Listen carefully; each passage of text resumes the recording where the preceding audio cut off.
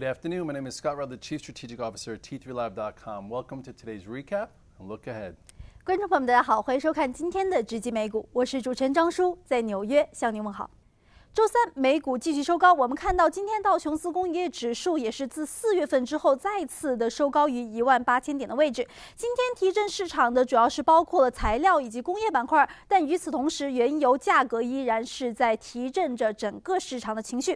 在 EIA 以及包括 API 公布的上一周的原油储量当中，我们看到都是有纷纷的下滑。其中 EIA 的这份报告显示，上一周的美国原油储备是下降了320万桶。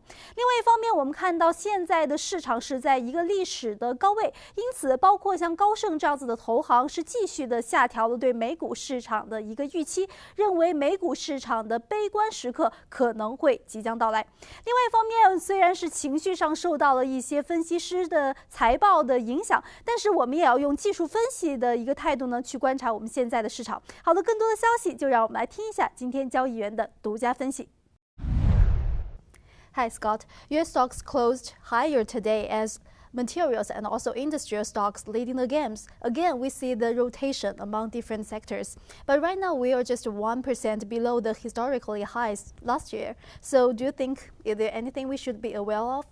Well, I think that some people are a little conservative right now because the lack of volume, the lack of power, but there is volume and power in some sectors. So the rotation in this market is what's been driving the S&P towards all-time highs, but there's sectors already on their way or above it. So if you take a look real quickly at the SPX first, you will see last time we had a really powerful pattern here to trade was when it broke this descending channel right here. Okay, you remember that descending channel where you could have shorted against? Well, right here is where you could have switched gears. Then you had this nice consolidation above the 8-day moving average, even with that jobs report. And now look where we are. Okay, we're right back at where you have your prior little point of reference, which might see some resistance, but then overall, the all-time high, if you look further back, is about 10 handles away near this 2135. So we're going to need this rotation to continue to get above this with any kind of authority. But there's been a lot of money being made along the way. You don't have to just make new all-time highs to make money, and we go over that here.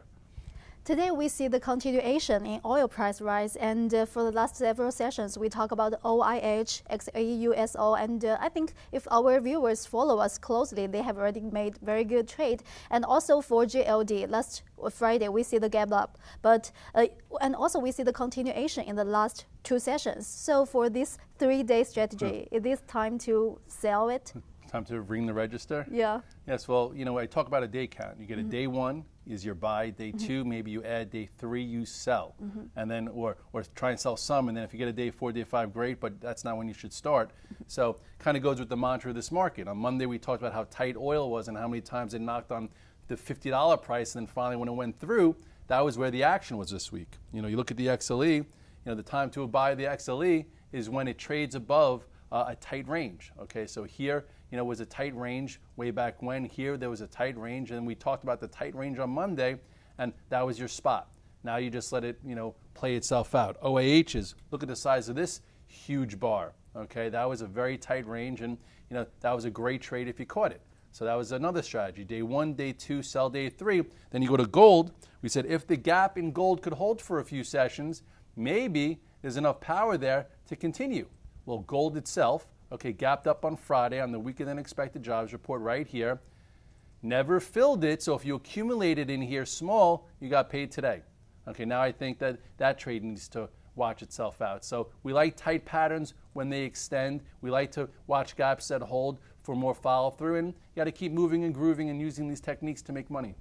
Well, on the other side, tech sector is still not that attractive, but with this rotation expectation, do you think the money will flow into this sector? For example, the Amazon and Facebook, because Facebook is going sideways in this very tight range.